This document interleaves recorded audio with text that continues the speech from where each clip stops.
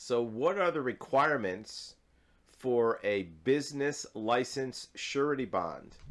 Most states have requirements for certain types of business licenses that the licensee, when they apply for their license or when they renew it, has to get a surety bond. Some states also require insurance, which is separate from bond. We'll talk about that as well.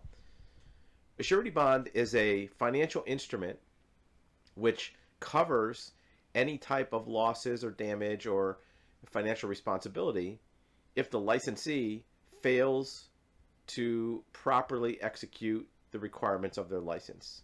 So in this case, we're going to talk about general contractors.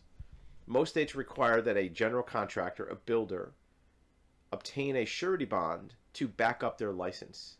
So what happens is if you're a general contractor and you fail to properly execute work that you contracted with a client, or you rip off somebody for their money, the surety bond benefits the state agency which gives the license.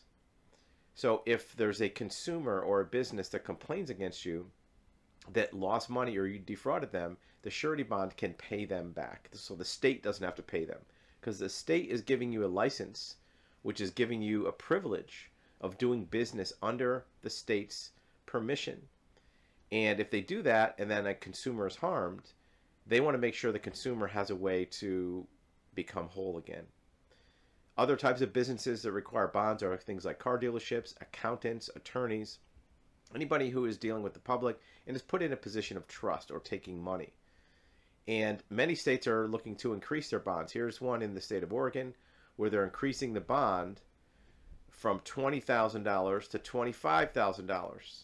In addition, the general contractor has to have insurance for $500,000. So you have to have a bond and you have to have insurance. This protects potential consumers. So if you are a business or an enterprise that requires a bond and insurance, how do you go about doing it?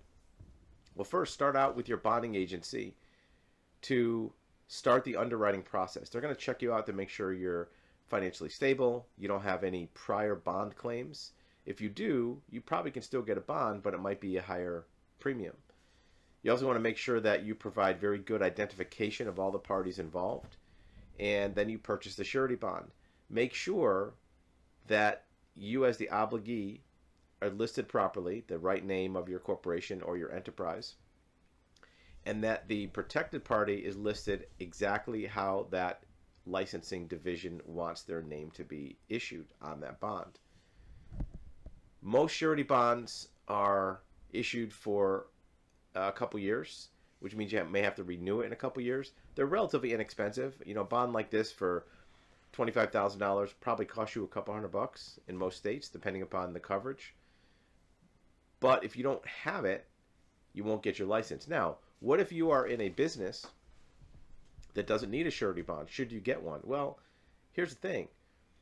If you are doing marketing and you are doing advertising to consumers and you're trying to sell people on your business, you probably talk about your Google reviews, your Yelp reviews, all kind of different things about your company that are good. Why not spend a couple $100 to get a surety bond so you can tell your customers that you're bonded? That proves that you went through an underwriting process, you were checked out. It proves you have protection for them should something happen by a third party. And it proves that you're willing to go the extra mile to get more credentials.